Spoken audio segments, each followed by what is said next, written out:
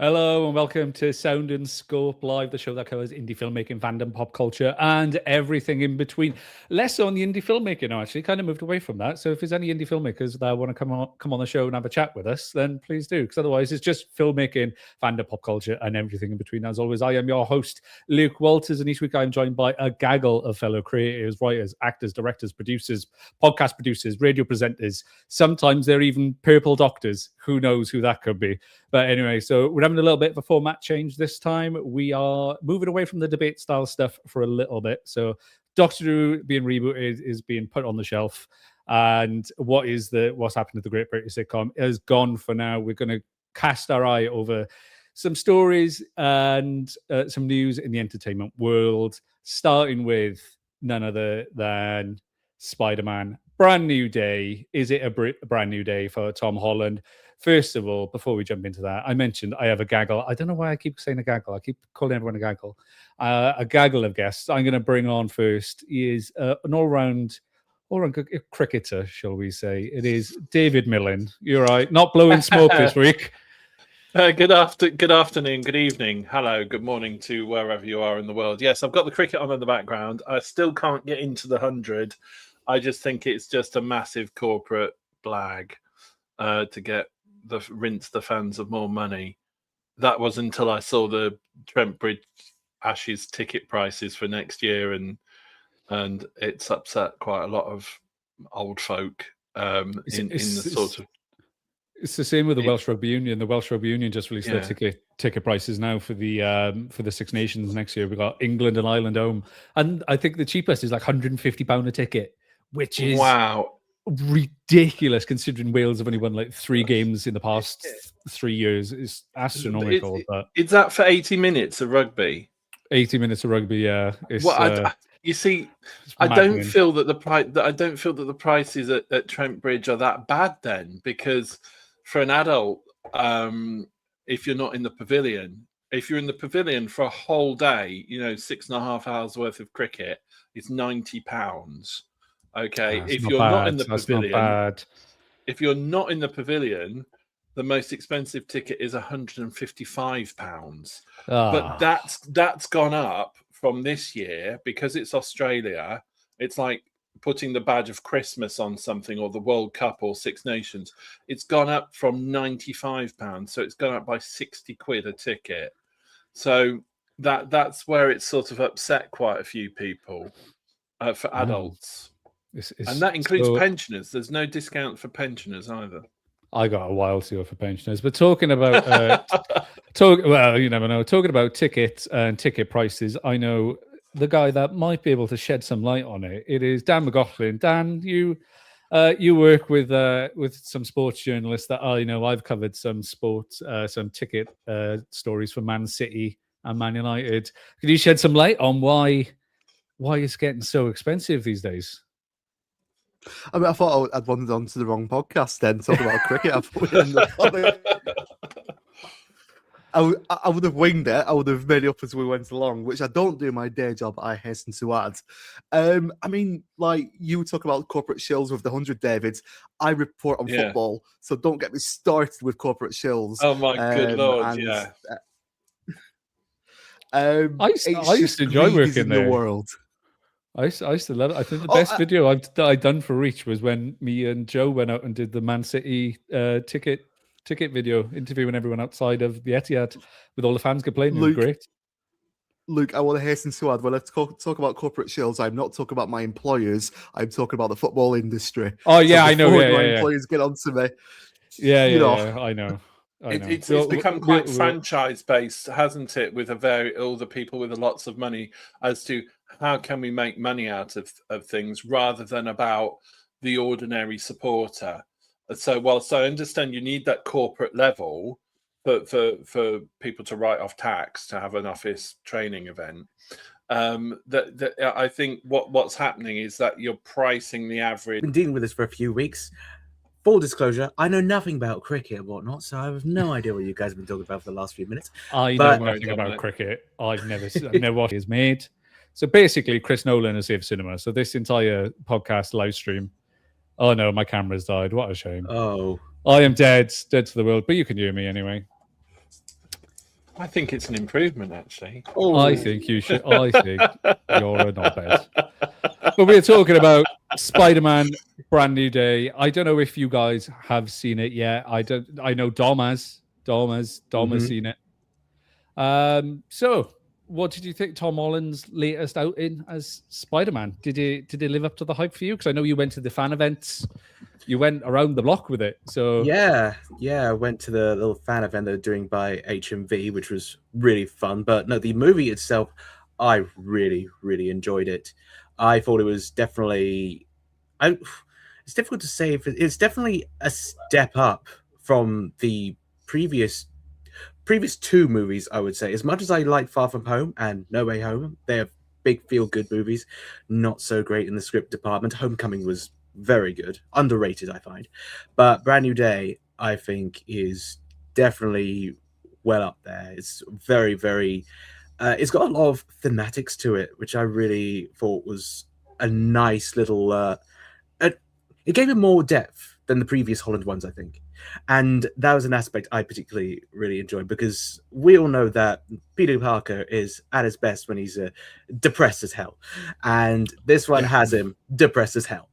And is very, very impactful for that, because everyone loves Peter Parker when he's suffering, and no one likes him when he's suffering. So, this gave the fans what they wanted. Tom Holland came out in a press junket, didn't he? And he said all the fans were like cheering and so happy that he's depressed in this film, and he was just like, "Oh, right, thanks guys, cheers for this." But it's good. No, it's good. It's good. David, Dan, have you seen Spider-Man yet? Do you plan to see Spider-Man: Brand New Day? Or you're absolutely not bothered by it? I do, because my daughter saw it last night, and she's a huge Marvel fan. And she was like, "Oh my God, Dad! Oh my God, it's so amazing!" And blah, blah, blah. So she said, "I'll even come and see it with you again." I said, "Do I have to watch the last two films for it to make sense?" And she said, "You might find it useful if you do." And so that was my main sort of question tonight to the panel. Do I have to watch the last Spider-Man movie, I think, that I watched involved Kirsten Dunst. So it's a banger, yeah. Yeah. Do I have to watch everything post Kirsten Dunst in order to understand the movie that you saw, Dominic? No. I would say no. Good. I mean, you would probably have to watch everything post Kirsten Dunst, including Kirsten Dunst, to make sense of No Way Home, because that kind of is just basically the three doctors of Spider-Man. And we're bringing everything to Doctor Who. Well done, guys. Yeah, I know. Well done. It's been 10 minutes. I know. But it's the easiest way. It's the easiest way. Yes, it is for me. With this one, you can kind of go into, because the story, it explains itself. It's just a little bits of context that it explains early on in the movie anyway, so you don't really need to have seen the previous two, because the script already explains it for you. You get the general gist. Peter Parker has just been forgotten by everyone. Yeah, he's Billy No Mates, really, and that's all you need. It is an incredibly well made. I'd say probably watch No Way Home beforehand, because it is a little bit of a nice tie-in, but you don't really need to, if I'm being honest. But No Way Home is good as well. Yeah, Funky in the live chat as well says, one day Peter Parker will be allowed to be happy. No, we will not. No, we will not. He's not allowed, Funky. Banned. He's banned from happiness. He's banned, and we are live on Facebook and YouTube. So please do get your comments in if you want to chat all things Spider-Man. Dan, do you plan on seeing Spider-Man: Brand New Day? I do, but I don't want to quite watch it yet, because it's summer holidays here and it's going to be full of kids. I know a superhero movie is meant for the kids, but I feel like I'd be a bit like, did you ever watch that comedy sketch with Alfred Molina, who for Funny or Die, when he's the critic at the Nativity plays? And it's where kids are being kids and enjoying themselves, and he's shouting, "Don't you dare break the fourth wall," to one of the school kids in the Nativity. And I feel like if I went to watch Spider-Man now in peak school holidays, I'd be shouting at the screen about the artistic form where kids just want to see Spidey guy swinging on the web. So I will watch it, but maybe the immediacy isn't quite there quite yet for me. I went to see it again a couple of mornings ago with my flatmates because they wanted to go as a trio. I previously saw it with one of them, but we went to a screening at about 10 o'clock, and the kids were in full force. They were screaming like parents had brought their babies there, and seriously, yeah, they were like crying babies or toddlers rather. In there, and not to mention there was some random ass in the back who was deciding to take pictures with the flash on. There were. I went to see Oppenheimer when that came out, and it was in IMAX, full everything. Someone just after spoilers, Oppenheimer set off a nuclear bomb. Someone made a phone call mid-film. And they're like full had a conversation. No. Yeah. Oh, cinema etiquette that could be another 93-hour podcast on its own of just talking about how the generations of how cinema etiquette has now gone out the window. Jesus, it's become. Oh no, it's awful. It's awful. To be fair, Luke, at least you don't have to concentrate with Oppenheimer. There's no spoilers. You know what happens at the end. Yeah, fair enough. That's a little bit of a low blow, that Dan. I can give you that one. Do you know how to get out of that bad cinema etiquette? How? Take a packet of Maltesers, let them warm up a little bit, and then if you can see somebody in front of you who's making noise, you just gently sort of throw one out so it sticks to them and makes a huge mess of what they're wearing. You're a savage man, David Millen. Yes. You are a savage man. Depending on the person that hits, that could backfire. So you enjoyed the film then? You've seen it twice now, so yeah, definitely I enjoyed it. Obviously, no spoilers, but I think we can talk spoilers. I think we can talk spoilers. Sure. I think it's fine. This spoil it for me. Yeah, I was going to say. This is like two people here haven't seen it. Yeah, don't spoil it for me. Fine. So if we compare it, I think this is probably one of the best films Marvel has produced in years. I thought the cinematography I thought the cinematography looked really nice for a change. Yeah, it didn't look for like a change. It didn't look like everything was shot on a green screen. There was actual shadows, depth, and texture, and the action looked good. I thought this guy, the Punisher, I thought was fantastic in it. I was really worried about how they translate the Punisher to a PG-13 scenario, but I thought it translated well. I think so. Yeah, it is funny though because when One Last Kill came out, the special starring the Punisher, it is such a radically different performance to what he gives in No Way Home, but he's still the same character. But he's obviously been PG-13. But if you watch that special before you see No Way Home, you'll be like, Brand New Day. You'll be like, whoa, okay, wow, that man has a lot of trauma. Oh, because it's something else. It's so violent. It's probably the most violent thing Marvel's put out. I mean, it does have the janky, really weird CGI face, which everyone assumed that one shot when the Punisher falls off onto is all CGI, but it's actually a stunt guy that they've just slowed down and CGI John Bernthald's face on it, and it just looks like a PS2 game. It looks like GTA 3. It looks awful. It looks awful. So, what do you? I'm trying to avoid spoilers now for Dan and David. So, God. So, I have quite a few. I enjoyed the movie. I thought it was very long. I thought it was longer than it needed to be, but I did enjoy it. I think my one gripe with this, and Brandon brought it up on a podcast before, is I don't think Tom Holland's Spider-Man has any actual villains. And in this film, he kind of doesn't have a villain per se. I've heard that a lot, but I don't quite agree. Because I think Mysterio was his real villain. He's really just been the driving force to ruin his life directly in Far From Home. And I say Vulture was a really good villain for him as well, because Vulture was just like, it became personal. So like their antagonism started with Tony Stark, yes, but their actual gripes went to become there's gripes with Spider-Man. And I think that was really just they're definitely his villains. With Brand New Day, yes, he does have a villain who there, but that I thought that was very well handled, if a bit unorthodox, I will say, because I didn't expect that particular character to have their be introduced in a Spider-Man. But then again, this is the MCU; they do backdoor pilots all the time. Yeah, I'd say he has, and also Michael Mando, I will say, phenomenally underused. I agree massively. Spectacular. Yeah. I love Better Call Saul, and he plays Nacho Varga in that show, and he is insanely talented, such a good actor. To bring him back after like 9 years and have him only have a few scenes, I think is really hard done. But he could have carried the movie on his own if he was the primary villain. He is just that good. So that is a shame.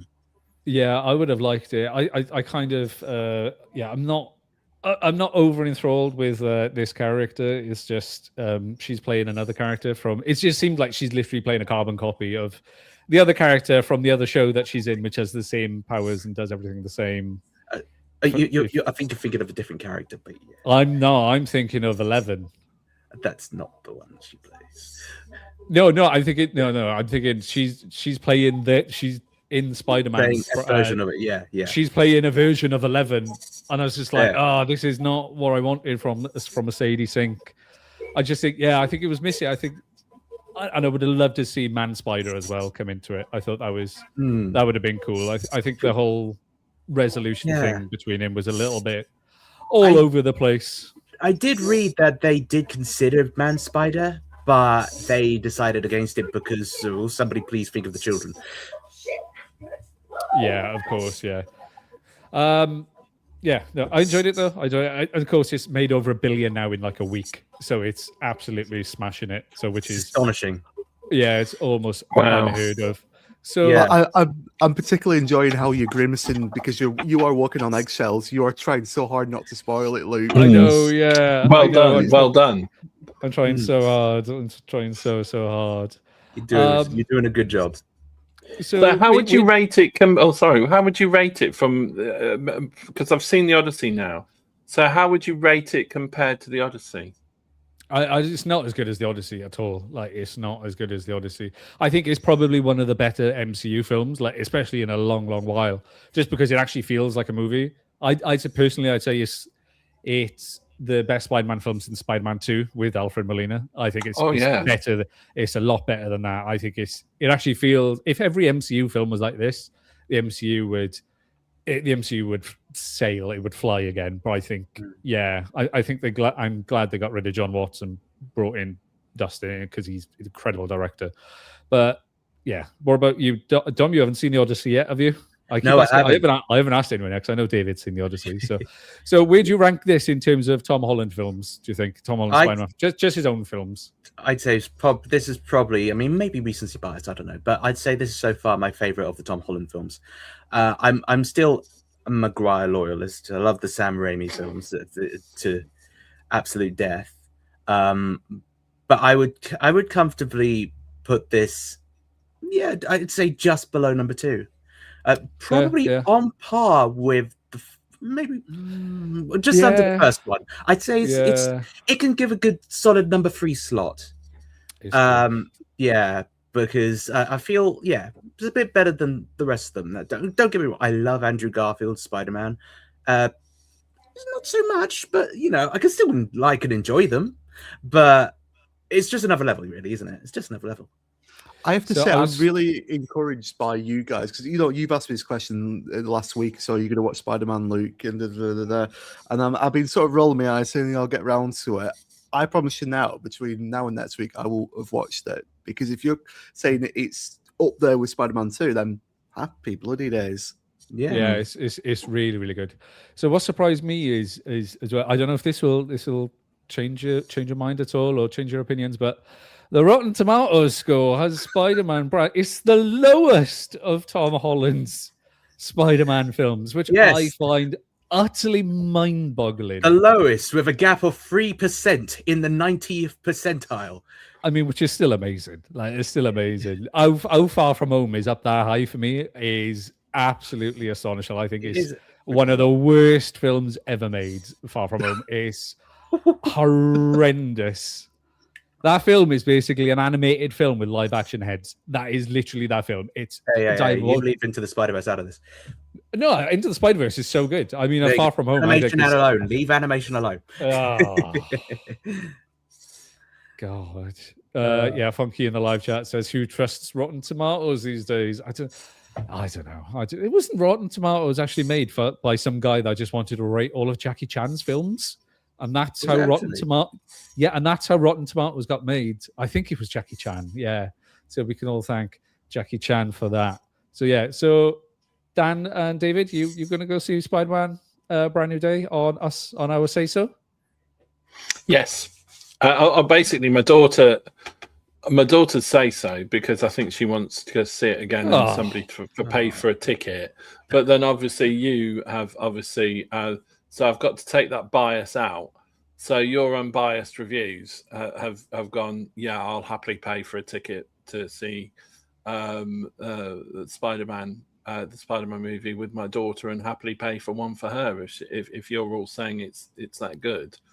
So yeah, I'm even tempted to go through the back catalogue on holiday, and sort of get myself up to date. But I'll give Far From Home a miss. Is that what you're saying? Yeah. So would you if we all come round, would you pay for us to go watch it with you? Yeah, of course I would. Yes. Yeah. Brilliant. So if you're going through the back catalogue, I would say Far From Home is contextual because Far From Home and No Way Home are basically a part 1 and part 2. It's one of those things. I mean, we got 2 all the time. There's bound to be a crap one, but it's just. And speaking with someone who doesn't mind Far From Home, I just I can easily acknowledge it's been one of the weaker ones, but it's just context and knowing the story is the reasons I would give to watch it. But feel free to watch it on 2 times speed.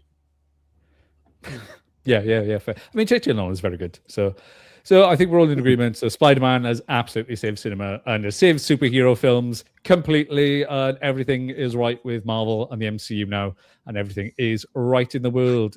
Are you a superhero fan, Dan? I am, and I've sort of last couple of weeks I mentioned this idea of superhero fatigue, and I'm kind of changing my mind on it a little bit. Is that I don't think there's necessarily superhero fatigue. It's you just fed up with crap movies. And if Spider-Man is what you're saying is as good as it is, then the superhero fatigue argument goes out the window.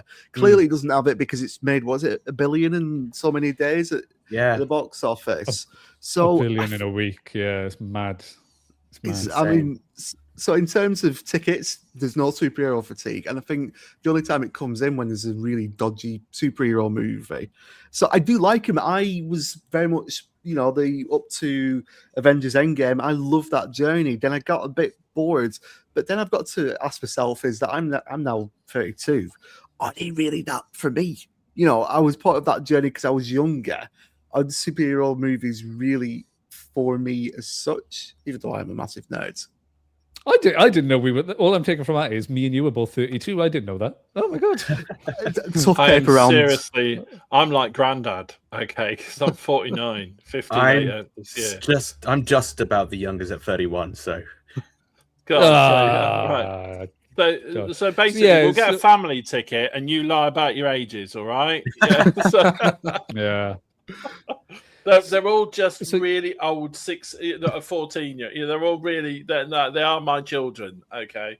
So they're just 14-year-old with male pattern baldness, mate. They've just had they're from Manchester, so they've had really hard lives. So that's God. Good God. But the thing is, you go to Leicester Square, and they would believe that. You see, they would. So speaking of mediocre superhero films, they're not to throw shade at all, but it wasn't received the best, and it did bomb a bit. I haven't seen it yet. I can't comment. Have any of you seen DC's Supergirl yet? James Gunn's Supergirl. Yeah, I saw it. Dom, any good? Any good? It was a shame. Brilliant. It was a shame. Nice one. I mean, yeah. That was a quick chat. Nice one. Yeah, cool. I will say Millie Alcock was great in the title role. She was great, but the movie, everything around, no. The movie, I mean, I haven't read the original comic, but my flatmate has, because it was based on Women of Tomorrow, and it betrayed the comic because it's all got grim, muddy visuals, and if you read the actual comic, it's like an LSD trip. There's so many vibrant colors, and so complete failure on the cinematography part, and the characters were just outside of Supergirl. No, it was bad. And yeah, I believe it so far didn't even make it to 200 million. So Wow. Yeah, I think Funky put here in the chat, didn't Spider-Man sell out Supergirl's entire box? I think it sold out Supergirl's It sold entire out in box one office day.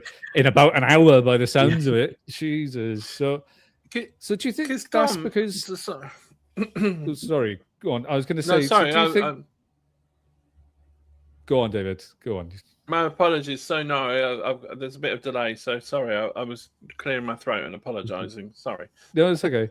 I said, so with Supergirl coming out then, Superman was massively well received, box office wise and critically wise. So do you think Marvel seems to be a bit here and there? Not many films are cracking $1 billion, but they're still making around like 4 to 6. I know Thunderbolts made about, Thunderbolts is barely breaking even. Captain America went through massive reshoots and still didn't. Deadpool and Wolverine is the only film recently to crack $1 billion apart from Spider-Man. So is it more people? I think it does feel like... Yeah, is superhero fatigue a thing? Are we getting fed up now? To an extent, it's complicated because I feel like it depends on the characters. Because I feel like audiences will go for the characters and the actors. If you have characters that are just like so obscenely popular, like Wolverine and Spider-Man and Batman, I think, and Superman, of course, I think those 4 are probably the safest, I'd say. Back in like the 2010s or the 2000s, you could add Steve Rogers and Tony Stark in that list 4 as well. But it's some of the newer characters that I think some audiences may not be used to or liking, and not to mention the homework that sometimes you have to do with watching all these countless TV shows. I haven't even caught up with them. I just can't be asked. And I feel like that's a sentiment that's probably shared across a fair amount of the general public, because with some characters, like, say, for example, the Marvels, that one wasn't a box office hit. And again, that was a character that Miss Marvel was a character that, again, had a TV show and everything. And of course, a lot of the stuff with Monica Rambeau was from WandaVision, I believe. So again, it's more baggage. It really relies on the audience understanding how this interconnected universe works. And if they feel like that they can't get it, then they're just not going to watch it, because there are just other things. Whereas anything standalone, that like Spider-Man, who's just a massive pop culture icon, or Batman, again, massive pop culture icon, people just see the name and be like, hell yeah, going to see that. David, me and you spoke about this. Are you a superhero guy? Have you dipped out? I'm a dip in and dip outer, if you know what I mean. Hello, mate. Oh, matron. Hello. A matron. Yeah, sorry. I did. I think it's a different. I've got to phrase this quite eloquent. I'll try and phrase this as eloquently as possible without hacking off anybody. So forgive me if I'm thinking on my feet here, and being diplomatic.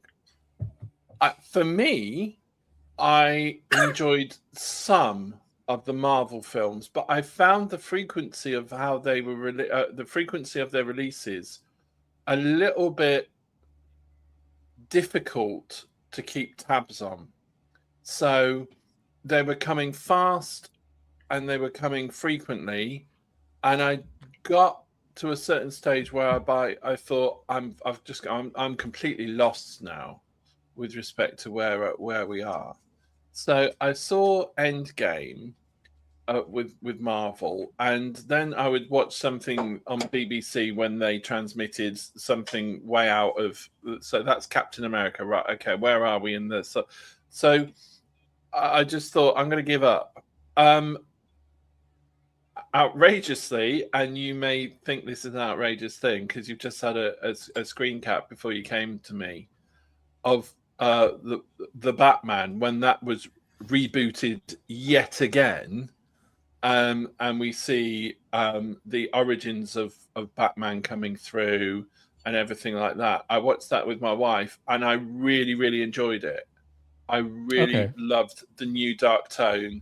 I've never watched any of the other Batman movies, so in my head, Batman is still Adam West. Okay, before, right. Okay, before we saw this, they just never really. I just was sort of like, nah, Batman's Adam West from the '60s, so I can't really see anybody else playing him until I saw the Batman sort of reconstruction. So I kind of dip in, I kind of dip out. But if it looks good, if I get a general good vibe from it, and from what you're saying, and what my daughter's a very good sort of barometer in it. If she said she would go through she wants binge watch the whole of before Endgame, the whole of the Marvel back catalogue weekend. Oh, that's heavy. That is heavy. So she's committed. Okay, and so my question: I watched Endgame without really seeing anything before, but I found it a really enticing watch. So I would sort of not go towards the franchise per se. I would just go, is this a sort of major movie for a franchise? As in, is this the last one, or is this a seminal moment for a franchise? And I'll sort of watch that. And if I like that, I may be tempted to go into the back catalogue, if that makes sense. I'll watch it all the wrong way round. Yeah, that's fair. Yeah, that's fair. But I really did have a thing for the Lego superhero movies. Oh yeah, yeah, they were brilliant. Because they were brilliant. That's the thing for me. It's just comedy, parody, great actors, and yeah. So I did get hooked on the Lego parody sort of superhero movies, and for me the Lego Batman is probably the greatest Batman that's ever been. I'm a good movie. It's amazing. Who does the voice controversially again? Will Arnett. Yes. Yeah, Batman. Yeah. So controversially, I'm not a massive fan of this Batman film. I enjoyed it at the time. I thought it was a bit long and a bit slow and a bit arduous. I thought it was incredibly well made, don't get me wrong.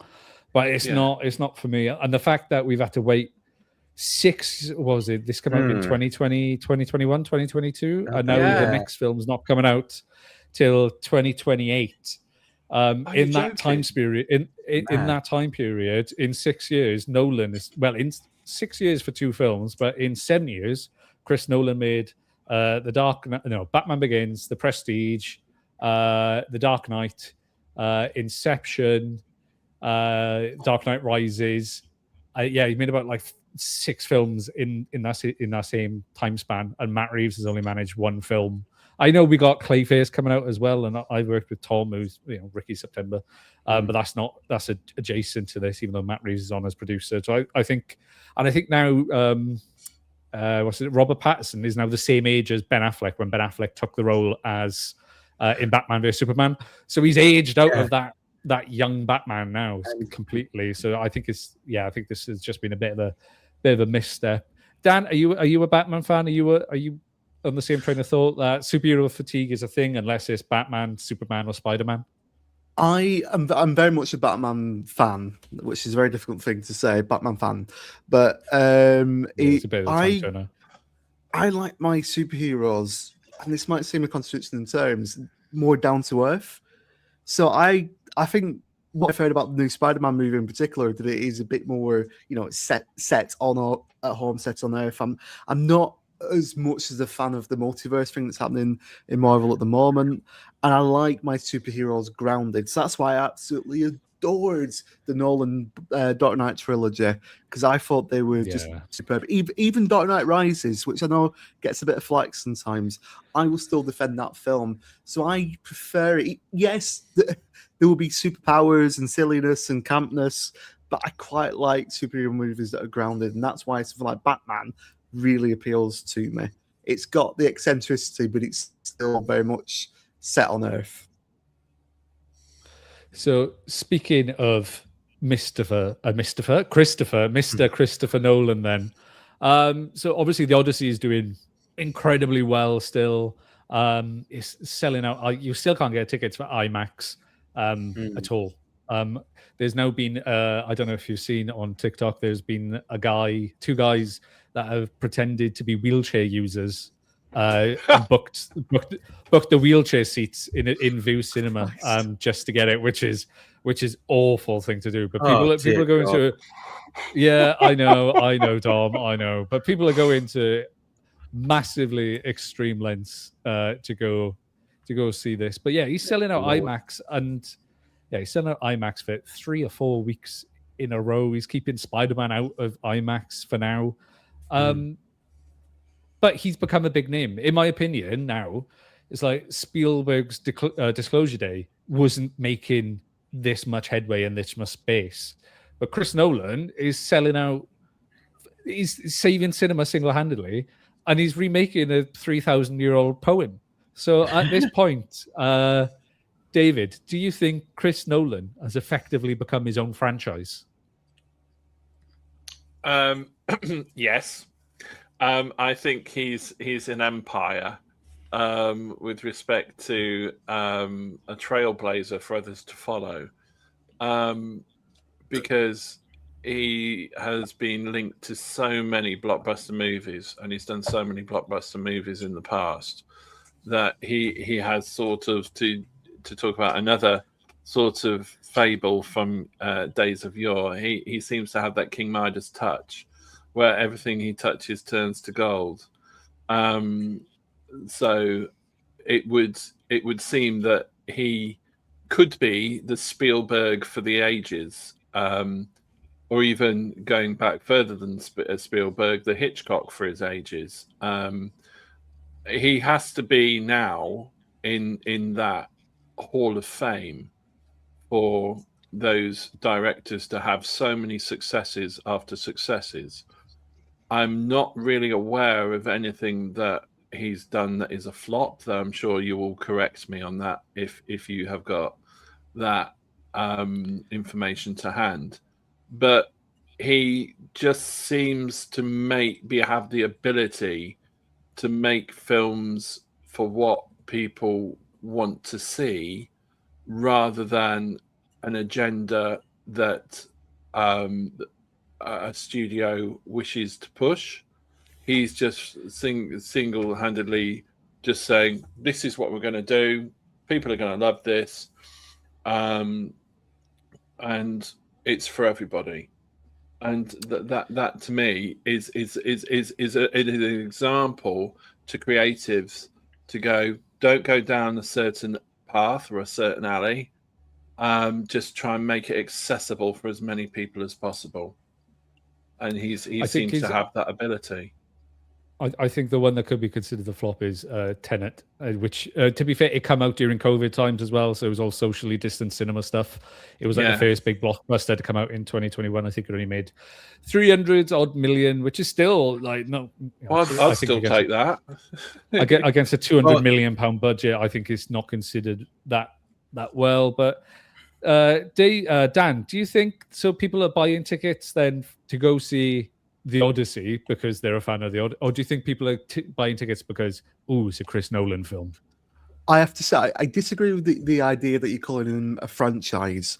Christopher Nolan is not a franchise. He's an auteur. You know, a franchise is an auteur, yeah. Oh yes, get my film studies in from A levels, but like, go on, lad.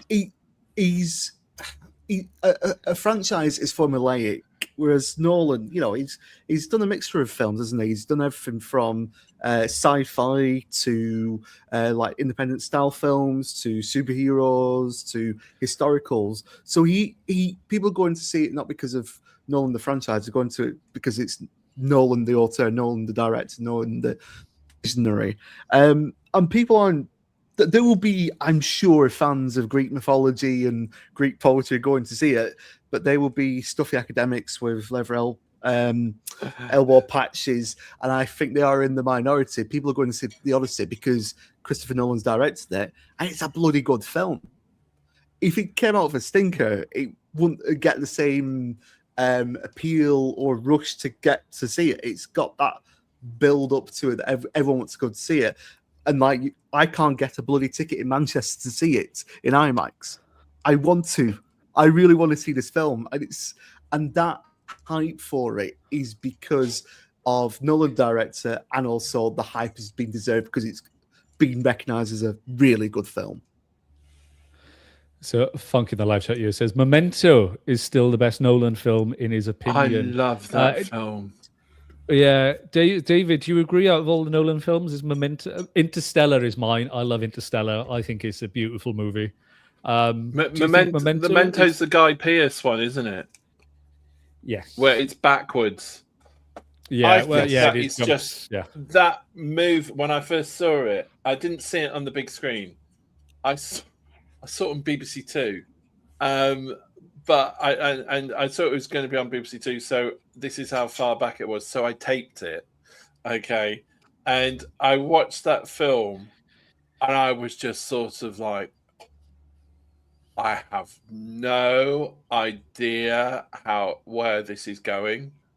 This is so clever, and it's so brilliantly put together, and the ending happened, and I was just, my goodness me, it was a complete head mess of a plot, how it all synced, how it was all put together, and I was just staggered at the amazing content that I had just watched, and I've watched it a couple more times, and I've just thought this is an absolute masterpiece.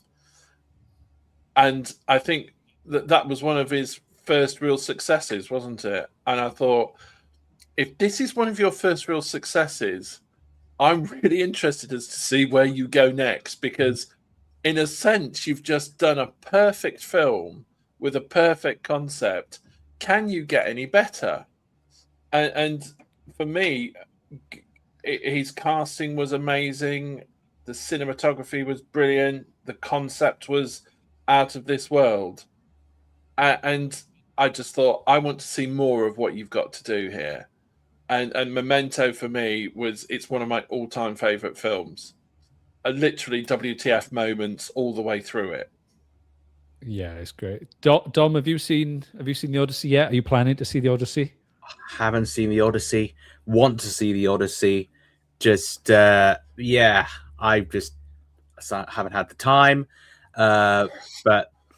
And then Spider-Man took priority. But one day I will definitely watch it while it's still in the cinema. I want to see it in IMAX. That's the thing, but it's impossible.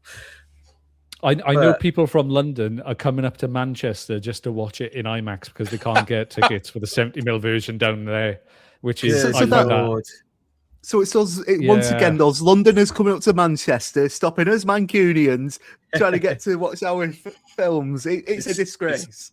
Taking over your IMAX. We took number 10 from them. We can let them have this one. We'll give them this one. I'm stopping the trains at Crewe. That's it. Oh no! Oh dear, poor people. So on the success then of The Odyssey, of doing incredibly well, of SpiderManBrandNewDay doing incredibly well, do you think this proves that audiences want like big, ambitious, like action-packed films now, or do they want the more formulaic? I'm not saying Thunderbolts, but do you think this is the type of films that filmmakers should be making to try and get audiences back into the cinema? Because The Odyssey, even though it is shot all on IMAX, it is a very incredibly simply made film. Like there's nothing groundbreaking about it apart from it's all in IMAX. It's just incredibly well made. So do you think this is the type of stuff we should be seeing from now on?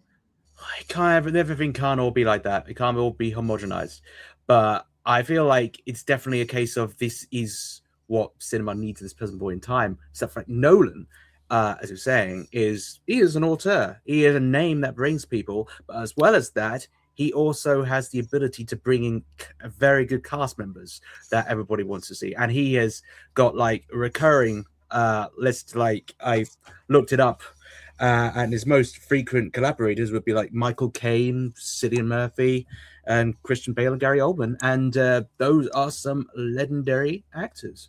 And I believe that names like that will bring in audiences as well. So you combine that with the fact that Nolan is generally someone who is associated with quality upon quality upon quality. He is basically a self-sustaining golden fleece for cinema.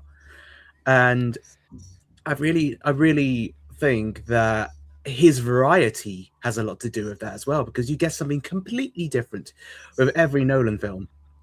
No Nolan film is the same at all, and that is a very good thing, because it gives everyone, it keeps it fresh, and it shows his diversity as a filmmaker, and the fact that it opens up this ability for people to watch things like the Odyssey, and this will inspire maybe younger folk to get into things like Greek mythology, and and other his science fiction works will inspire people to get into that sort of genre as well. So I think that it is a very beneficial thing for cinema, and the fact that he is just so good at what he does could only be a good thing for the creator space in general. That was a very good answer. So I'm gonna throw this out there. I just want yes and no's.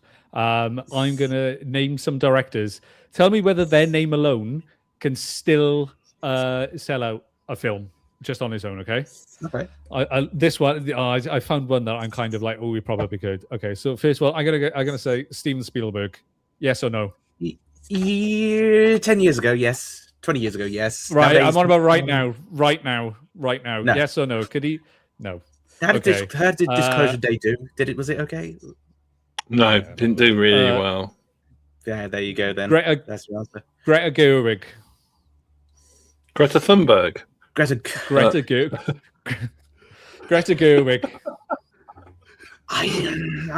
Barbie was a massive success, so it depends. Then they get that budget down to Barbie. This is impossible to do in yes or no's. No. No. Ryan Coogler. Who? Oh, Ryan Coogler. Ryan Coogler. Yeah, Black Panther. He's a very good director. But I don't think name alone. No, not name alone. All right, Quentin Tarantino. Yes. Yeah, maybe. I can't say this name. The guy that directed Dune, Denis Villeneuve. Denis Villeneuve. Yeah, could he? I mean, Dune was a success, but I'm trying to think. There was one that I'm just going to say no. And then finally, the main guy, James Cameron. Yes. Avatar's still a success. In between, Whether it's good or not, Avatar's it's kind a of success. Yeah, it's a success, even though it's kind of the only thing he does. I've never seen it. But I would clap back. I would clap back at the Quentin Tarantino one just because he hasn't made a film in so long. It does. Yeah, but when he does, and also because of the anticipation that he may do another one, and when he does do another one, people will be going, I've got to see this Tarantino film because it's Quentin Tarantino. So that's probably why he holds back. It's on the strength of his history. Yeah. But once upon a time in Hollywood wasn't like the massive seller as it was back in the day that Nolan. James Cameron, I can relent for James Cameron because of of his body of work. Quentin Tarantino, years ago, yes. Now I'm very unsure. So do we think then Chris Nolan is the last big name Hollywood director, or very simply the newest member of that elite club that I was just talking about? I think he's just the most recent. I think there will be other names in the future that will grow in stature. Because, I mean, for one thing, just look at some of the newcomers, Kane Parsons and Curry Barker, who did Backrooms and Obsession. They have been making really big waves as a result on the back of those two films. Obsession has become basically one of the most profitable films of all time, making about 450 odd million on a 750,000 budget. And that is the name is being known. And Backrooms as well, Kane Parsons, everyone is talking about that. So I feel like depending on how the future goes, those two in particular could be like on that level of, say, Nolan in 30 years. You never know. The point I would make as well is the future of cinema bums on seats in the theatre. Mm. He's the next Nolan. That's such a tricky one. Yeah, the next Nolan might be on a different platform. Yeah, this is true. There were two British names I would have added to that list as well of recent years. One would be both of them are David Putnam and also Ridley Scott. Ridley Scott, because Ridley Scott is not at all. Not Ridley Scott. He's just fluffing his legacy with every film he makes. Bless him. He is not.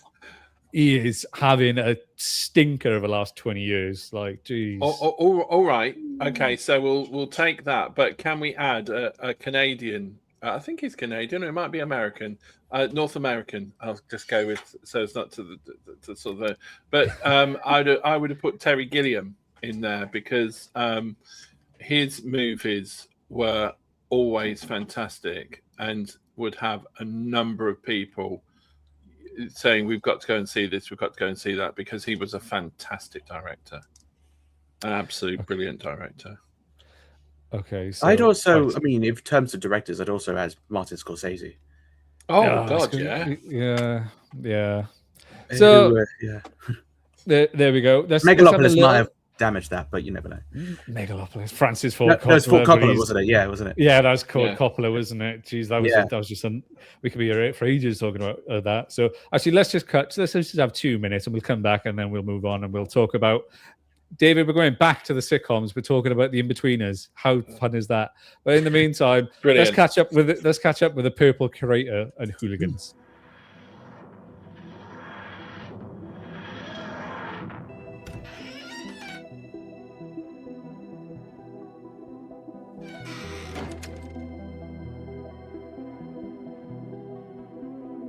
No! You asked for my help. Yeah, more as a sounding board. Not so you could rewrite the ending and ruin it. What are you doing dressed like that? I'm working. Hiya, fam. So, you're my replacement. A dandy and a clown. Dear Auntie Babe, thank you for Doctor Who this year. How about a season 14 marathon? I'm talking Robots of Death, Talons of Weng Chang, Deadly Assassin. Oh, love Gallifreyan stories. Proper classic Who, you know, Tom at his finest. Doctor Who? Nah, I've not watched since David Tennant. We open with the TARDIS. Oi! Stop what you're doing and state your name and planet of origin. Hi.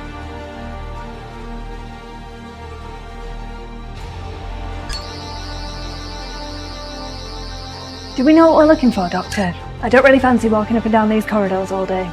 Seriously, that was like the worst episode of Doctor Who ever, and I've seen Twin Dilemma.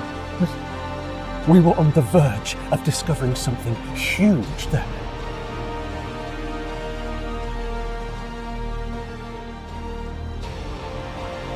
I'm sorry. I'm sorry for overreacting. I'm sorry for being moody. I'm sorry that I'm no longer fun. I'm sorry I don't like the Rings of Akaten. I haven't eaten, so nothing too strong. Don't want to get drunk. You know, I really think he might. Where is he? Where is he indeed? Shh.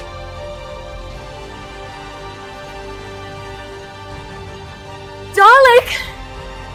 You will be exterminated! Exterminate!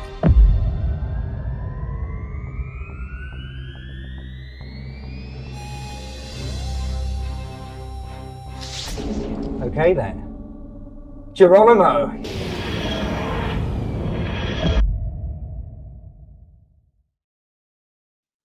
And we are back, and that was the Hooligans, now streaming on YouTube and coming back at Christmas 2026 with The Wilderness Year. But it's also coming back at Hooverville. I don't know if I'm supposed to announce that yet or not, but Hooverville, we will be playing The Wilderness Year there a couple of months early, along with the We Sound Familiar film, The Last Broadcast. We are SoundAndScope Live, talking all things Spider-Man, Chris Nolan, Inbetweeners, and some other things that that's one of the subjects the guests don't know about. Dom does, because I told him on the fly just now, but the others don't. So I'd like to welcome back Mr. David Millen. David, you all right? Nice little, nice little breather.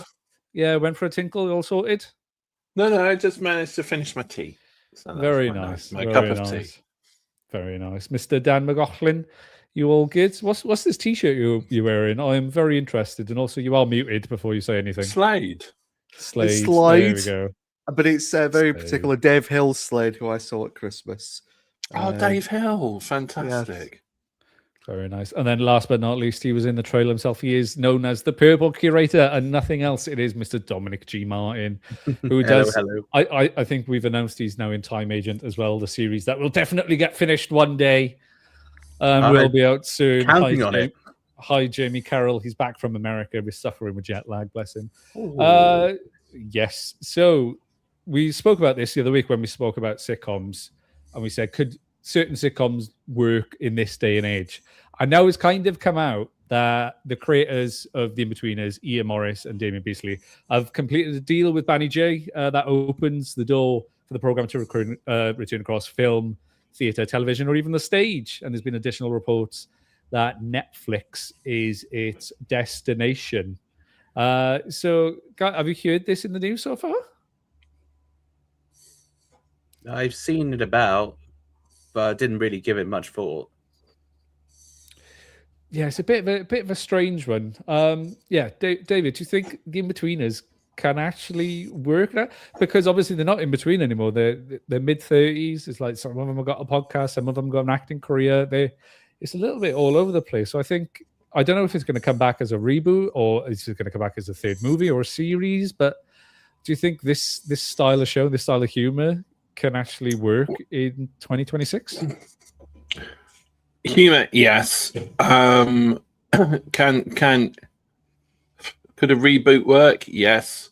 Could a Where Are They Now sort of thing work? Well, what we're going to call them, the 30-somethings or something, or the midlife crises, something like that. But I don't think they should do a Where Are They Now, like almost whatever happened to the Likely Lads. I don't think it could possibly work, because I think it was of its time, and it could work as a concept for kids today if it was sort of done in that aspect, but not with the same cast. Maybe they could do it as the original cast, as the parents of new Inbetweeners. Maybe that is a possibility, but I think it's a case of scraping the barrel, really, if I was to be honest. That's fair. So, Dan, do you think watching four men in their mid to late 30s/40s acting exactly as they were in school during their teenage years, but on Netflix, do you think that would be funny or rather depressing? I think it'd be tragic. It'd be like going to Eccles on a Friday night, really. People trying to live their past glories. It's the way I see it, it's a bit like when you go to a charity football game and you see a footballer from the glory years. I'm going to use a Blackburn Rovers analogy, where it's someone like Two-Guy who goes on the pitch and he's 50 now. He's not the same 20, 30-year-old player he was. He might occasionally have a good pass, and then he's huffing and puffing and he's out of breath after 5 minutes. And I think this is what's going to happen with the Inbetweeners if they're going to reboot it in such a way. Just let it be, boys. It was good for its time, but just crack on and like come up with some other ideas, because it's just going to be a bit tragic otherwise. So Dom, me, you, and Dan are all around the same age-ish, 31, 32. So this was us. This was on when we were growing up. Were you a fan of the Inbetweeners growing up? Were you aware of it? I was aware of it. But I wasn't. I didn't care about it. I really just the humor just never really. I didn't like it. I always preferred Simon Bird's other show, Friday Night Dinner, funnily enough. Yeah. I thought that was a much stronger show with a much stronger cast and a much stronger humor. But Inbetweeners, outside of a few gags, I didn't care for it all that much. I know my flatmates really enjoyed it. They tried to sit me in front of a few episodes. And I watched a few, and I would say, passable. Can see why it appealed. But for me personally, no. So I have absolutely no interest in ever seeing anything from them in this particular sitcom. However, I do think they're all a talented set of performers, and I think that they should just move on in their careers and going from strength to strength. I don't think they need to be held back by the anvil that is the Inbetweeners, because I feel like with some roles and some comedy roles and stuff like that, it just becomes more difficult for you to grow out of that role, and it may just end up with the words bus rankers being shouted at you across the street, and you'll become very just bitter and jaded. But yeah, feisty one you are. Yes. Yes. You never know. So David, do you think a modern version of this, do you think it would be watered down? Because broadcasters and platforms now are seeming to be a bit more cautious about what they put out. And I don't think, we see on Only Fools and Horses, and even this to a degree, they have the trigger warnings in front now. So do you think a new 2026 or 2027 Netflix version would have to be watered down for it to pass the QC? No, judging by some of Ricky Gervais's material that they put out, I don't think it would be watered down. I mean, he's got Alley Cats premiering on Friday, which is basically the animation of cats blatantly swearing all the way through it, which I love the sound of. I just think it's a fantastic concept. If cats could talk, this is what they'd say. Brilliant. I don't think they would have to water it down. What they would be doing is watering down an original idea and something that was popular. Like Dominic, I am a huge fan of Friday Night Dinners, and for me, almost Simon Bird's character is pretty much the same, but slightly different as an older version of a sort of like pent up, frustrated, restrained character, but in a family setting, older.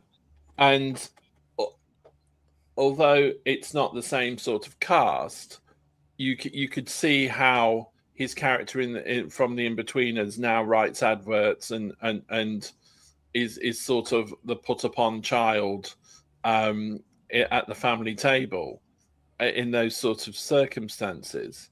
So for me, in a bizarre kind of way, Friday Night Dinners was the sequel to the Inbetweeners for Simon Bird. I don't think there's a need for it. I don't think why we should have it. I think there is a problem with music, film, and general sort of pop culture, that rather than looking to create something new, we must keep looking back into the past. I think that's because people think it's safe. It was popular. Well, it was popular then, and it might be popular on repeat now. But actually, what we need is new, dangerous creativity. And creativity is dangerous, okay, because it's untested. And that's what I mean. Not sort of people running around with flamethrowers, but sort of dangerous. But I think it's up to society to go, yeah, that was great music in the time. And if you want to reform to play at Butlins as a threesome instead of the fivesome that you used to be, fair enough. But I think as Dom said, the constant sort of, oh, that was successful, we must do it again 10 years down the line. It just sort of brings somebody back to a role that they thought they'd sort of got rid of. And it's never as good. It's like moving back in with your ex-girlfriend or your ex-boyfriend.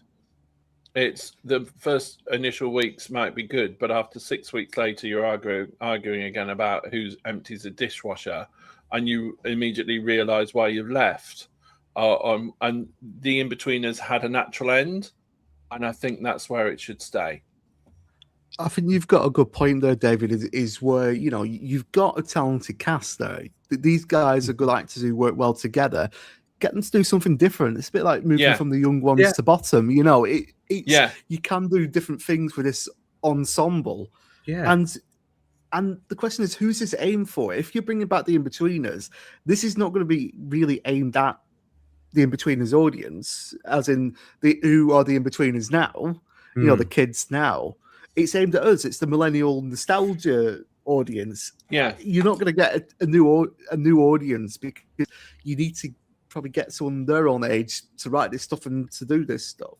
Yeah. So you've got to ask who's it for, and if it's just a nostalgia thing, then it's not worth it. You get them back, but get them back in a different thing, like they've done with Friday Night Dinners. Get them in a new thing, but together. Yeah.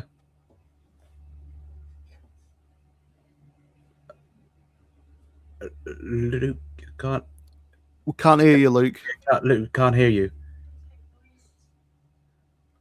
Can't hear you. Can you hear me now? Can you hear me now? Oh my God, can you hear me now? It's Phoenix Nights again, isn't it? Can you hear me now? Yeah. So no, I think David touched on something that I think could just be an entire podcast on his own, which is the nostalgia bait thing, because we just had Toy Story 5, Shrek 5. There's a new Mummy coming out with Brendan Fraser. And Matthew Lillard has just come out and said that he thinks he's only getting hired now because he's doing Five Nights at Freddy's. He's back in Scream, but he thinks he's only getting hired now because of that nostalgia feeling that people want when they were growing up in the 90s. And the 90s it's a weird time. But yeah, I think the nostalgia thing is Ali G is coming back. There's a new Ali G movie. Man. Really? Yeah. It's been announced. He shot it in secret. I think that Hollywood is just living off this nostalgia bubble. It's going to burst. It's going to burst. But like, even with, you know, Tobey Maguire, Andrew Garfield, Michael Keaton coming back as Batman, everyone's living for that nostalgia now. But in terms of like something new, do any of you guys recognize this actress by any chance? That's that AI generated one, isn't it? That is an AI actor called Tilly Northwood, and she's currently the lead of a feature-length comedy called Misaligned. The creators are saying it's a hybrid production using traditional film crews and AI specialists, and it's caused quite a stink in SAG-AFTRA and in the UK. So my question to you guys, open question to all three of you, is: would you knowingly pay to watch a film starring an AI actress? Would I fuck? No way. What is this? What is she? She is just a load of like megabytes and gigabytes on a screen, pixels. That's all she is. She is not human. Why would I want to watch that? It's like there's no human connection with this. Like, animation is all voiced and everything. There is human touch with that, but this, no. And all this is doing, because they're trying to make her like real and whatnot, is just taking away a job from a budding actor. There are so many actors out there who are desperately craving for their big break. Why the fuck does she deserve it? What is she? She's just a money saving. She's just a money saving tax write-off is what she is. Yes, yeah, fair enough. David, would you pay money to watch an AI actress? I'd like to just reiterate what Dom said. No, not in a million years. Okay, so Dan, AI is becoming more prevalent. So could you give me one example that you think, okay, AI in filmmaking would be okay, or you dead set against it? I want to echo Dom's comments about Tilly, and I want to quote it verbatim. Would I watch her? Yeah. But But what I'll say is AI is a production tool, but should never be a replacement, whether that's in film, whether that's in what I do in podcastings. It's a production tool that can aid human storytelling. It should be an aid of human storytelling where what you inputted in the AI is a human script written by human people, performed by human actors, directed by human directors. It is something that can help aid the storytelling, but should never ever replace a human storytelling. So it can be helpful. It's already been used in filmmaking. It's been used for some years. But once we're really pissed off with this fake actress, she's not real. Yeah. What we should be really pissed off with is the people that's making the decisions to shaft the rest of the production crew, not only the actors, but the directors, the writers, the bloody best boys, whoever it is, everyone on set. We should be annoyed with them rather than this vacuous excuse of pixelated animation. And I'm going to calm down now. I don't have tea like David, but I'm just going to take a breath. So Netflix I think you need some chamomile. So Netflix have come out and said about 300 Netflix titles have used generative AI this year, and they're loading it to be like, it's helped us with scope and scale. Do you think, okay, apart from the Hollywood actress herself, if it's using for, like, Dom, you're a filmmaker like myself, we worked on set loads. Do you think that in terms of indie filmmaking versus studio filmmaking, if me and you were to go do a film, for example, and I was to use a set extension or generate a CGI ship or generate an AI ship, or do you think that would be more acceptable than, say, because Netflix is going to use it to replace jobs, whereas an indie filmmaker like me, yourself, or Luke, or whoever else, we're not replacing the job because it would be us doing the job because we wouldn't have the funds to go out and do it. So do you think on an indie filmmaking scale, AI is actually generally okay because it kind of levels the playing field, but when these big studios then get a foot in, then it becomes a problem because you're taking money off people's tables, out of people's pockets? There's a different side to that as well. I mean, the thing is, there is a lot of anti-AI people out there, and if you want to self-destruct your project, by all means, make CGI, make AI very prevalent. But the thing is, you can't really, if you want to have create an indie film and not have a controversy, don't use it because people don't like it. Some people do like it, some people don't like it, and if you're caught using it, you're already on very shaky ground as a filmmaker, and I think it is not worth the reputational damage that you could potentially incur upon yourself to use it, because it's massively controversial. I don't think it's worth it.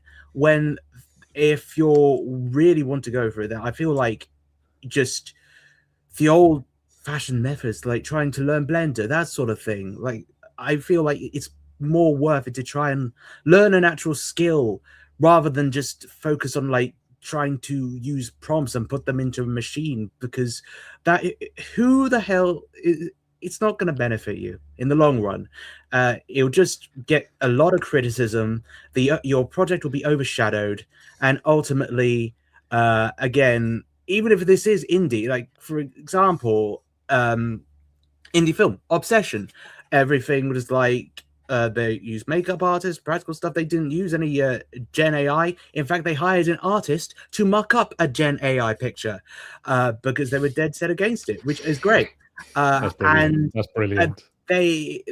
I really just think that you just shouldn't do it, because again, like, we could get into all the details of the environmental impacts all day long, but the fact of the matter is, it's too controversial to be successfully used, because you just end up tarring your own reputation ultimately.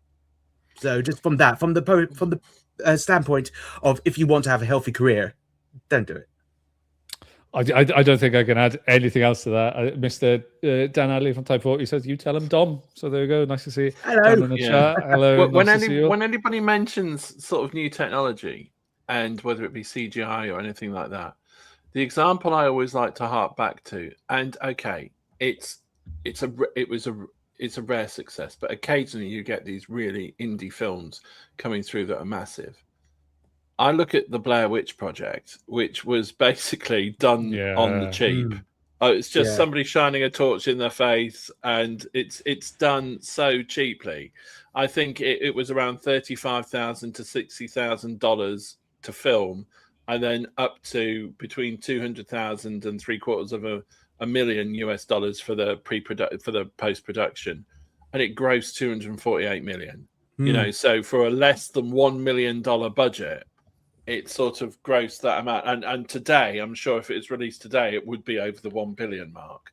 But I think what people are doing when they go down the AI route, particularly as you were talking, Dom, is that I think it has its place. I think it is a tool like anything else, but I don't think the tool should become the product. And I think that's the problem that's going on. As I say, it has its place and it has its uses. But I think what you really do need is the fact that people will start to use it out of sheer laziness rather than creativity. And I think the creativity is what makes a project sound. It makes the desire to do stuff on a limited budget, on the cheap, yet make it look really good by uses of lighting, of strange props, of different locations, and of minimal sort of material. Because at the end of the day, what you're selling as a concept is an idea, is somebody's script, is somebody's story, rather than a certain look. And whilst I'll defend the use of AI in certain aspects of limited use, I think that if you rely on it as your narrative and as your concept, then I think you've become really lazy and people will see through it. Yeah. We have to keep that central idea of what sells something is a good concept. And if Nolan can create a physical whirlpool by using a couple of jet skiers and then removing them in post-production, why the hell do you need to do it using AI or CGI? The people have forgotten how to be creative. And I think that's the main issue at play here. The thing is, as well, when it comes to writing as well, you can tell what it's written by AI of a mile off. Like, you can tell all the basic trademarks, if it's not X, it's Y, or an excessive use of the rule and free at points, short sentences, etc. Like, all this, these are all like things that I've tried to train myself being able to notice, because one of my jobs, I kind of need to be on that. And it's a shame, because sometimes you will see things that are so clearly written by AI and they just make it to space, and you're like, oh my God, how has this happened? That you've clearly, this isn't your idea. This is something that you've taken that's been regurgitated out of a machine that everyone, it's just a hybrid of a load of other ideas. It's nothing that's come from your head, so you can't really talk about it even that much. So it's very frustrating in the creative field to see it all just turning out like this, because sorry, this so sorry, Tom. Sorry. No, it's all good. I'm done. So I was going to say, I work in journalism as the day job, and we're going through a crisis in journalism. You know, we don't know how we're going to operate in this brave new world, etc. And I think the answer to that in the world of AI slop is to lean into the human instead of going for big mass produced media. Big AI slot. What we should be doing is leaning into the human storytelling, and that's the same for anything. We should be leaning into the human storytelling when it's film. We should be leaning into it in art. We should be leaning into it in music. We should be leaning into it in journalism. And there is just that something that is just not quite imperfect within AI. And where we're going to be saturated with AI slop, what's going to make us stand out as creatives or journalists or even academics or writers, whatever, is that slightly unvarnished, slightly unpolished, but definitely human storytelling. So we're all dead set against AI. Oh, look, there's the season 21 Blu-ray. I love that. That's brilliant news. Yeah. Thought that was. I had to slip that in somewhere, so that's good. So yeah, we're staying on Netflix. We'll leave the Good Doctor alone. I thought season 21, the upscale, was actually really good. So Netflix now is trying to become a little bit more like YouTube. I don't know if you've seen it, if you've got the mobile app, or if you have a little bit of a scroll, but this has popped up recently. Just clips, no frills. It's becoming like TikTok and YouTube Shorts. I don't know, guys. Is this something that interests you? Do you want to see clips of? Yeah. No, it's hard enough to choose something to watch on Netflix as it is. I don't want to waste more time and much short form content being deteriorating my attention span even more. I already have ADHD. What more do you want? I need a good cry. Yeah. So, Tom, this isn't something you're interested in. You don't want to see clips of Brooklyn Nine-Nine just scrolling past on your feed, just scrolling up. No. It's already bad enough. Short form is taking over. It's like TikTok, Instagram, Reels, and all that YouTube Shorts. We don't need Netflix to do it. It's bad enough that you have to pay for Netflix. So just get good stuff. Just put it on the platform. I'll probably watch it eventually. Just leave me alone. So yeah, Dan, you work. We did a lot of short form content back in the day. Like we do a lot for podcast cut downs. We do it for this. Is this something that surprises you? You've seen it on moving away from Netflix, moving on to Netflix from TikTok and YouTube. It doesn't surprise me, but it doesn't entice me. The reason why we do clips and stuff in our line of work is not because we particularly necessarily want to, but it's the shop window for the larger content. We want people to come to the longer form content. It's the way in for a lot of people. We don't make money from. It's a hook, and it's the way to get it to whatever they call the hero content. In terms of just Netflix, just very generally, is that I just cancelled my Netflix subscription, not because of this. I've got dodgy Wi-Fi, which is not helping with a lot of things anyway, as you can probably tell on this live stream. But I've went back to getting DVD box sets from charity shops because I'm fed up of either losing content or having this sort of sporadic content on Netflix. I don't want to sound like a old man yells at clouds, but I'm going back to more of the physical media and moving away from Netflix. Don't get me wrong, I'll still watch stuff on iPlayer and etc. But I'm moving away from this model. Doesn't mean the rest of the world is. I'm just doing it personally, clearly. Did you know this little DVD rental shop on the outskirts of Liverpool? Well, I think it's like one of I think we're planning to shoot some hooligans there, the Christmas special. Nice. Yeah, he's got over 2,000 titles. You go in, I think it's like a $5. I've given him an advert here for free. It's called Snips. Have a look on Instagram. He's a really cool guy that runs it as well. So yeah, there's actually a DVD rental shop.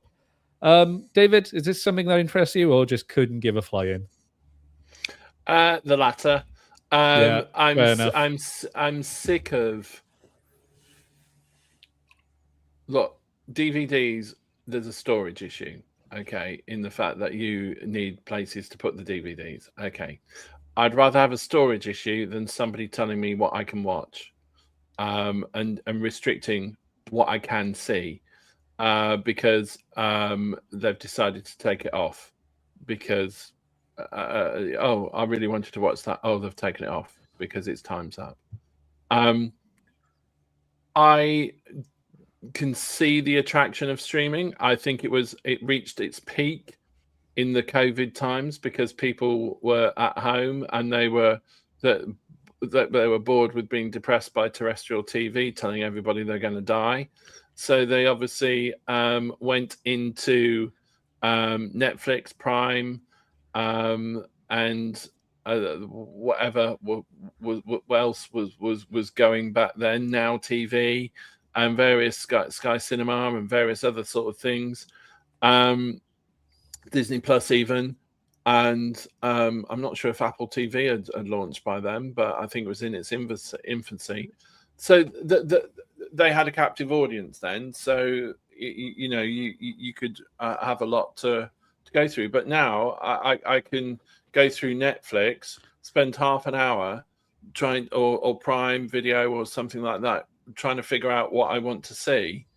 And then after half an hour, I give up because actually there's nothing I want to see. So I'll get a DVD out or a Blu-ray and I'll watch that instead, because then I'm in control of what I want to watch, not some sort of marketing team thinking that this is good. And because I watch this movie, I want to watch that movie. No, fuck off. No, I'll decide what I want to watch. But sometimes you get some real good gems on there, but that's quite rare actually, and it's losing the battle. So here's a worrying stat for you, David, because I know you love your stats. So Netflix has narrowly overtaken the BBC as a primary first choice for UK viewers on deciding what to watch at 26% versus 25%. Oh. So just leave you with that. So while we're talking about what to watch, guys, I think but you can manipulate statistics however you want to, Luke. That's the thing, and it depends on the survey sample and all sorts like that. So until I see the raw data and how they did the experiment, that's bollocks. So I told you. I'm gonna ask you now. So what we're watching this week? We watching anything good? Dom, I'll start with you. You watching anything recently? That's not Spider-Man, Brand New Day. Yeah. 5 times per day. Twice only. Anyway, I would say I've watched a few things, but I mean, I would say what has been grabbing my attention the most, I've been watching. I'm big into anime personally. I love a good anime, and I'm really enjoying the Ghost in the Shell adaptation on Amazon Prime, which is really, really good. Basically it's an adaptation of the original manga. The Ghost in the Shell is best known as a movie in 1995, very philosophical and cyberpunk, about, well, it's difficult to distill what it's actually about, but it's about like a futuristic CIA team that investigating crimes of people losing their own bodies and whatnot. But yeah, what they've done with this one is like they've created like an anime that is so very much the 90s. It's such a 90s like anime in terms of its animation style. They've got the entire plot like taking it straight from the manga, and it's really fun to watch. So I've been watching that and I've been really enjoying it. So as anybody who's into their 90s vintage anime, cyberpunk anime, that sort of thing, give it a shot, because you no doubt would have already seen the 1995 Ghost in the Shell anyway if you're into that sort of thing. So yeah. Nice. Dan, what about you? Watching anything interesting? So I've not necessarily something new, but I've been binge watching my DVD box set of The Blacklist recently, the James Spader US thriller series. It's just an incredible performance by Spader. It's witty, it's action packed, it can be thrilling, dark, camp, a bit of everything, and I've been absolutely loving it and just watching episode after episode. And then, unlike Netflix, I've been watching the DVD extras. Nice. Mr. Millen? I love extras. My favourite is the one with Les Dennis. Oh. Absolutely that. And Keith Chegwin. Absolutely brilliant. Absolutely brilliant. Right. I'm actually going to go against what I said, because a friend on one thing. Okay. A friend recommended me Axel Foley, Miami, a Beverly Hills Cop, which was done in 2024, and that is sadly on Netflix. So I did watch it, and I have to say it was. Remember we were talking about nostalgia bait and everything like that. Well, Beverly Hills Cop was amazing. Beverly Hills Cop 2 was okay. Beverly Hills Cop 3 was shite, and so essentially 2024 comes along. They do the remake. They do a sort of like 40 years on. Absolutely amazing, brilliant, fantastic. Eddie Murphy is amazing. The supporting cast are there from the original movie. His daughter's now in a sort of like early 30s. She's an attorney, and it was absolutely amazing. It moves the story on. It gives Axel the dynamic of a daughter who there's lots of sort of like difficult relationship there with his daughter, and it's just a really, really good film back to the original depth. But it's not harking back to the old days. It's moving the story on, if you see what I mean. Nice. A bit like Gavin and Stacey moved the story on. So I'm not adverse to that. Also, one thing that severely depressed me at the weekend just gone, or it might have been 10 days ago, actually, I watched Top of the Pops, the story of 2002 on BBC Two. And that severely depressed me because I remember Pop Idol and Pop Rivals as if it were yesterday. Yes. And it's 24 years ago.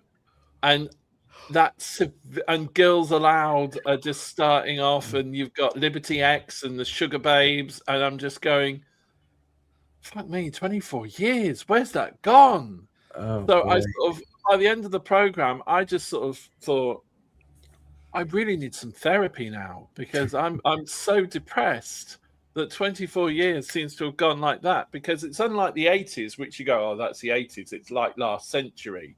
So in your head, it seems like it's millions of years ago. But when you're seeing stuff from 2002 and it's shot in HD and it's really well, and you just go, God, don't go, oh my God, and there's poor old Sarah Harding again. And oh, what a shame. And about her study, died so young, bless her. And then what makes it even worse is when they're featuring some of Girls Aloud at the BBC followed, and the sort of captions come up and they go, this was one of Sarah's favourite songs.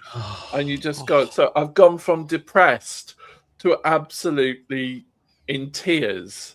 So, but I do ask you, if you have got the license fee, please go and watch Girls Aloud at the BBC, because my God, there were some fantastic songs.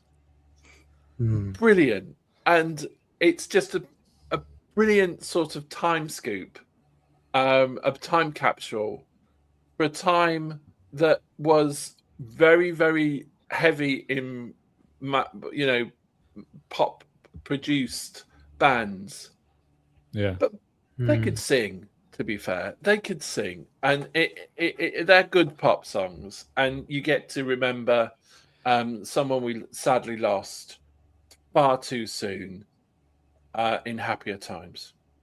Nice. On a depressing note as well, I've been watching the Idaho 4 documentary, the Brian Koberger when he killed the four American kids in college, which is the most horrific Netflix documentary you could find. So that's a very... Oh, that's cheery. Oh, Lord. Yeah. Well, on a more cheery note, after we finish this, I am going to go watch the new episode of Ted Lasso. On a more cheery note, because season 4, episode 1 is out today on Apple TV, and I will be watching it straight after this. Is it worth watching, Ted Lasso? Absolutely. It's the best show ever made. It's incredible. Such a feel-good show. And also, there's a podcast with Bill Fellows, who played Joel Catrick in seasons 1 to 3, available on Spotify and on the YouTube channel as well, if you want to check it out. He does talk about the time working on the show for all 3 seasons, working with Jason Sudeikis and certainly Stuart Head. But yes, I'm going to go watch that directly after this. And I got Chibnall's new book, Chibnall's old books. So I'm reading Death at Whiteheart. Whiteheart? Yeah, one of them. Right. Yeah. I'm reading Chibnall's book, which is very good. But I'm going to go to our last segment now. It's a little bit of a happier note. So it's going to go under the scope, which I like to do. But this time I'm going to put a film under the scope, okay?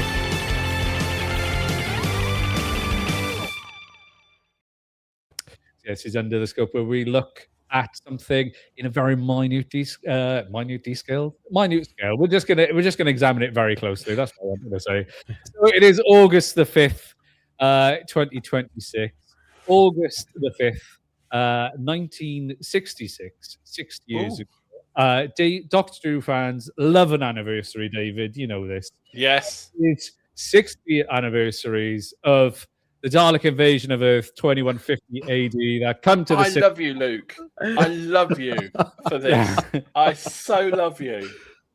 Yes, yeah, I love the invasion. I told Dom just before we come on, I was just like, oh, I just saw it then. I was like, oh, no, quick, I'm going to change one of the segments and swap it in. But yeah, it is 60 years since the Dalek invasion of Earth 2150 AD. Wow. Yeah, Dan, are you familiar with the Peter Cushing films as a fan? I am, and I actually think they're quite delightful. I think they're good fun, and you embrace them for what they are, and I think they're just fun to watch. I was first introduced to them just, I think, flicking through the channels on the Sunday. They must have been on ITV3 or I don't know, wherever it was. But they're just delightful. They're fun and they're camp, and I think Peter Cushing just really is creating the role. And damn you, Luke, I've got to watch it again. Yeah, it's so good.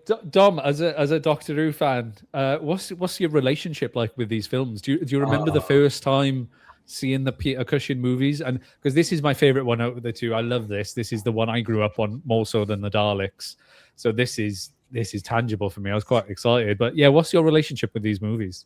Oh, I watched them when they were. When I remember getting that little disc set they did decades ago.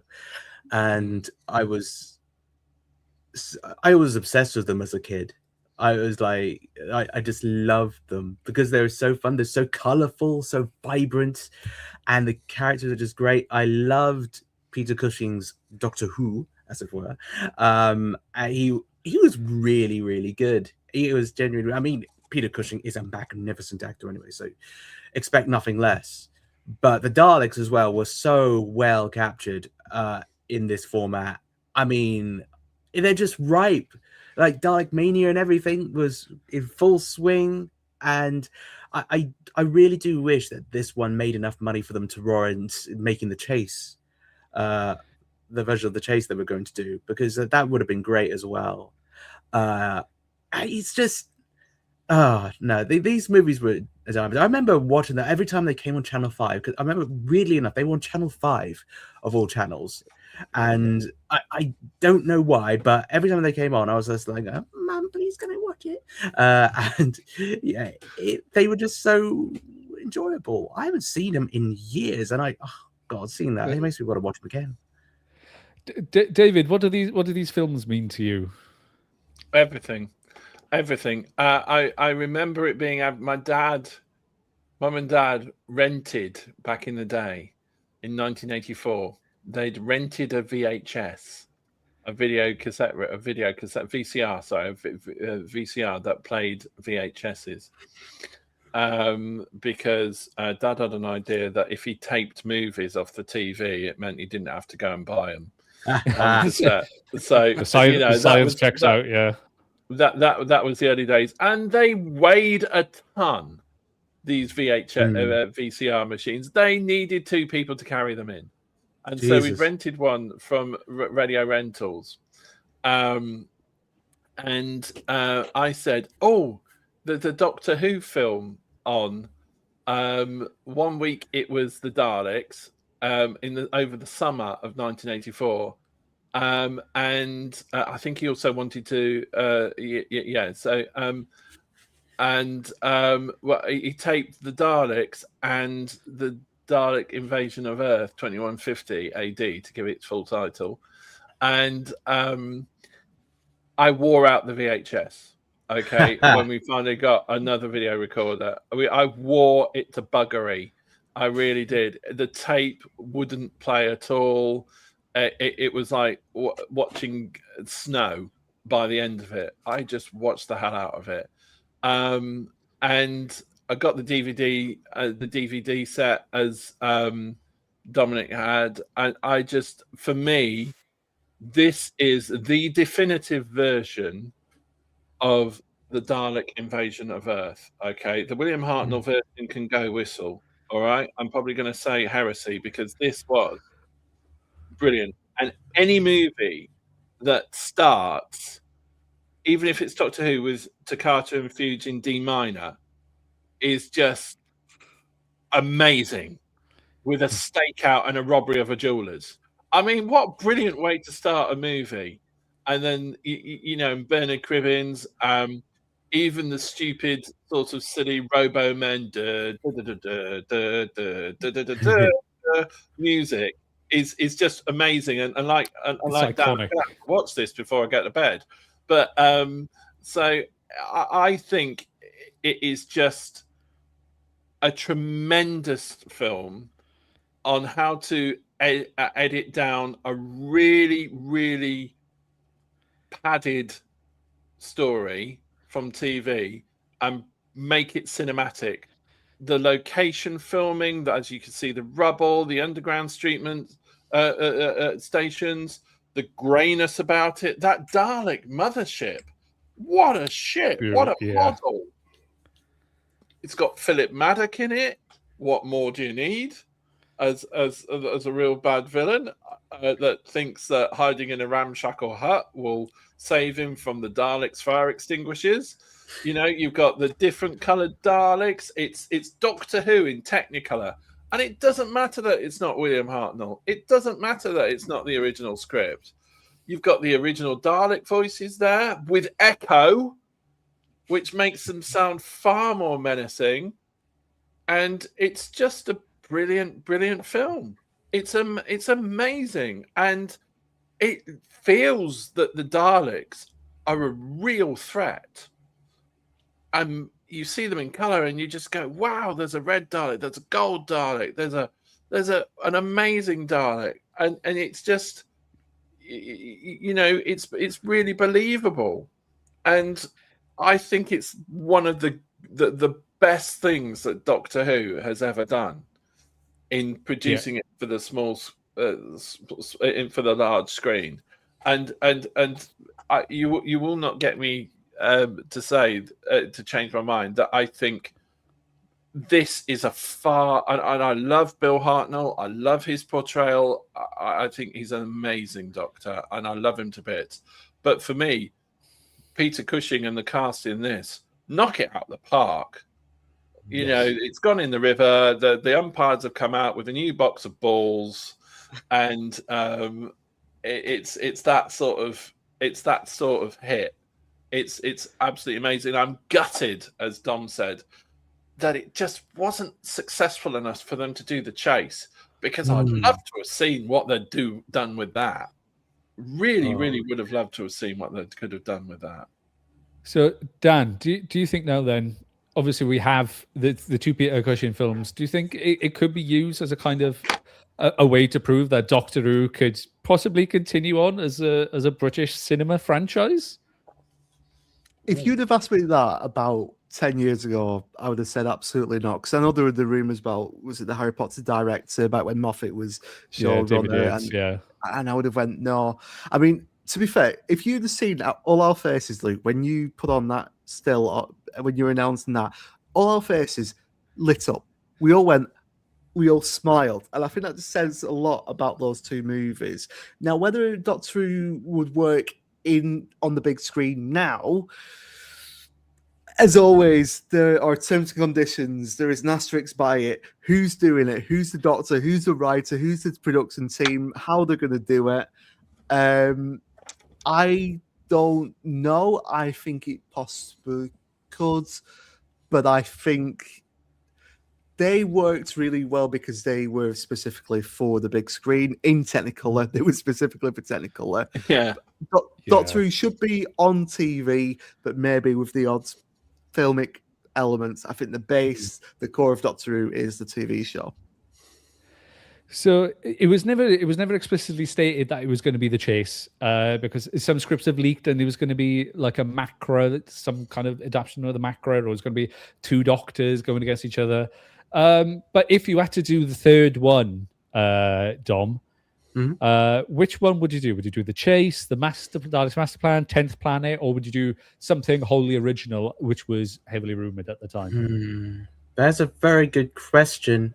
Because I feel like the chase would be such a fun one to adapt, and that would be well in the style of these movies. I feel like Dalek's master plan probably is a bit too long to condense, probably doesn't have the same general appeal as a lot of the set pieces in The Chase does, because of all the places it goes and involving all the classic like monsters like Dracula, etc., and all that jazz. If you did that, the big screen, that'd be fantastic. Especially if you could you imagine if they did it and they got Christopher Lee as Dracula.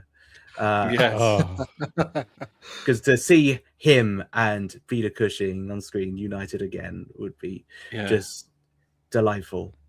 Yeah. I would stick with The Chase personally, because I think that's just got the most potential. Yeah. And obviously then, David, I did have about 5 or 6 questions, but you kind of answered them all already for me. So I'll go back to... No, it's good. It's literally doing my job for me at this point. But we did touch upon it. It is Bernard Cribbins did give a turn, and obviously he returned back in the later years then. So this is kind of open to all of you as we finish off then. So does watching him now carry extra emotional weight because of what he did in the past with the movie, do you think? That's open to that's anyone. a good question. No. Bernard Cribbins was always one of my favourite companions as Wilfred Mott. I think he was an incredible actor, incredible man, and he was brilliant in those movies. I think it's more Bernard Cribbins the man rather than Bernard Cribbins the character, where you get that emotional heft from it. Yeah, I'm with you on that. 2 very distinctive characters. I always felt that it was the actor rather than the characters. I liked Wilf Mott. I really did. Obviously, I knew he'd been Bernard Cribbins younger, had played Tom. It was Tom, wasn't it? Yeah, Tom Campbell. Yeah, the special constable. I felt that, bless him, Tom was just sort of like, oh yeah, it's just another day at the office, whacked over the head by some people committing an armed robbery, and suddenly, 200 years, sort of 190 years into the future, from Camden, and I thought he played a brilliant role as Tom Campbell. Obviously, the sort of Ian Chesterton type role of the swashbuckling sort of hero role, and in Wilfred Mott, again, a lovely character.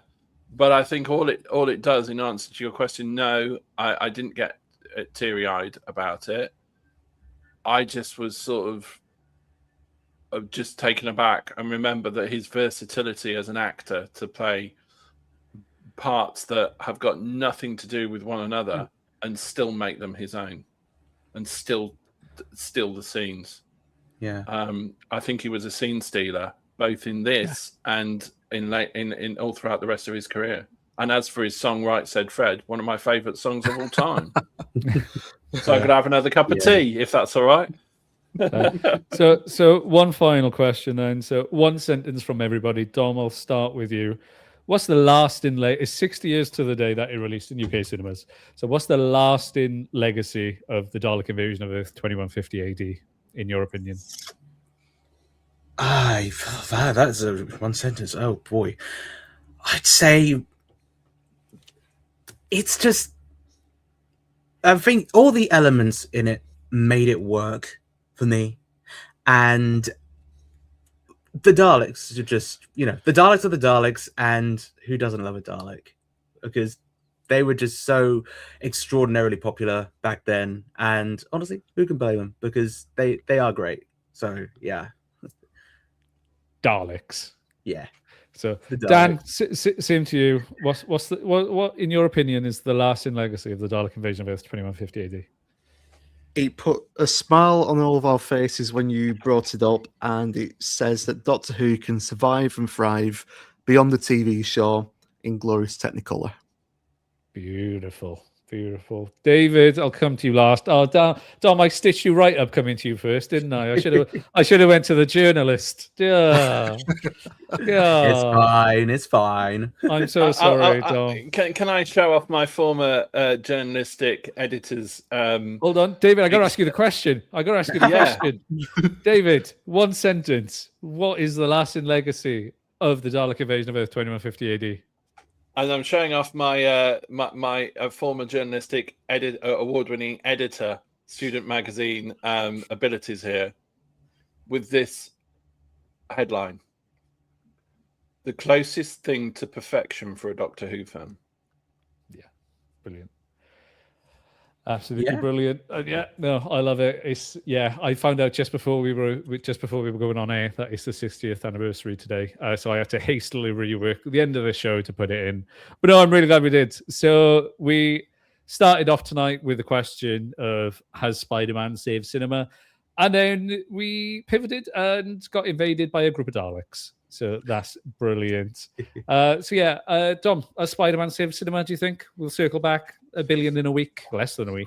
Yeah, I mean, well, we'll see what happens for the rest of the year. I mean, we've still got Doomsday to come at the end of it. So we'll see how that goes. My hopes for that one are basically on the floor. So it's a great sell for any Marvel. That's a great tagline. Yeah. I, as you can tell, I'm really excited. Yeah. Oh God. Dan, David, are you both eager to go see Spider-Man now after this conversation, or are you more eager to go watch the Dalek invasion of Earth?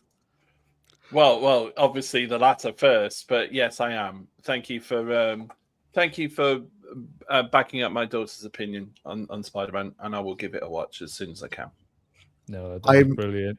I'm going to go to a retailer and buy the DVDs of those movies, and by this time next week, I will be also watched. I would have also watched Spider-Man as well, due to your recommendation. Okay. All right. We'll do right. Okay. This seems like we're gonna have to do a Dalek Invasion of Earth review then, doesn't it? It seems like this way. All right, and just a moment. Don't do it while I'm on holiday, please. Don't do it while I'm on holiday. No, I won't. We'll hold back. We'll hold back. So that is it for this edition of Sound and Scope Live. We are proving Chris Nolan is the best director ever in human possible history. Spider-Man has saved cinema, and the Daleks are still prevalent. And everyone hates AI, and the Inbetweeners should not come back. This has been Sound and Scope Live. I hope you enjoyed. Please do check out everything else on the channel. You've got the Hooligans. Go check out what Dom is doing. Dom's got about 25 YouTube channels. He's the king of YouTube at this point. You've just launched new one, Dom Wears. Dom Wears, yeah, where I talk about fashion in film and TV. Brilliant. Oh, that's brilliant. Yeah. So please go watch that. Go listen to Talking City or Manchester is Red. I'm so sorry, Dan. And just come back here just to see David. I'll give you some more cricket news. David's cute little smile, and we can have loads of cricket chat, and it's just a nice time all around. Next week we are going to be. I said we're moving away from debates, but we're going back to debates. But we'll also check in some news as well, and we're going to see why Hollywood can never get War of the Worlds right. From George Pal to Steven Spielberg to Jeff Wayne to Iceberg. That is going to be a very interesting one. But in the meantime, please take care, stay safe, and please go watch Spider-Man and the Odyssey. They're both very good. And we will see you this time next week.